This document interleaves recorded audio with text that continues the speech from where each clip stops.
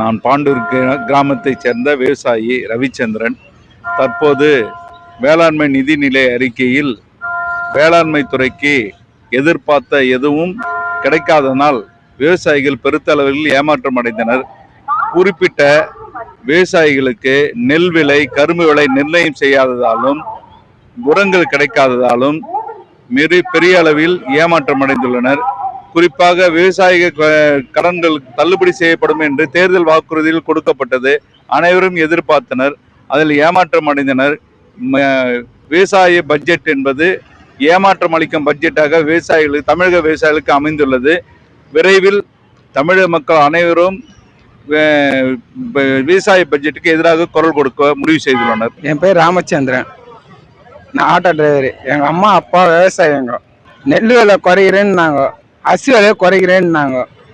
விவசாய குடும்பத்தில் வயிற்றுல நாங்கள் ஒரு சோறு தண்ணி இல்லை, நகை வச்சு நாங்கள் நெல்லாம் போட்டு வீட்டில் ஒரு நகை இல்லை. நாங்கள் பேங்க்கில் நான் லோனுக்கு போட்டு லோனு கூட பேங்க்காரன் வரான் வீட்டுக்கு, தள்ளுபடி போடுறாங்க, தள்ளுபடி பண்ணுறேன்னாங்க. எங்கே பண்ணுறாங்க? விவசாயத்துக்கு ஏன் யாரும் வராங்க? விவசாய கடத்தை ஏன் பண்ண மாட்டாங்க?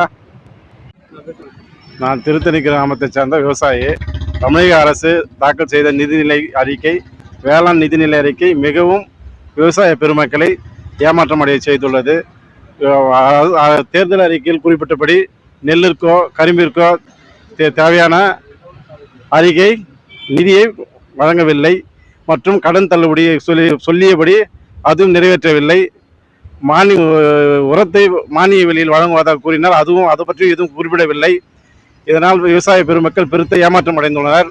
அரிசி விலை ஏற்றமடைந்துள்ளது. அதற்கு தகுந்தாற்போல் நெல் விலையில் எந்த மாற்றமும் இல்லை.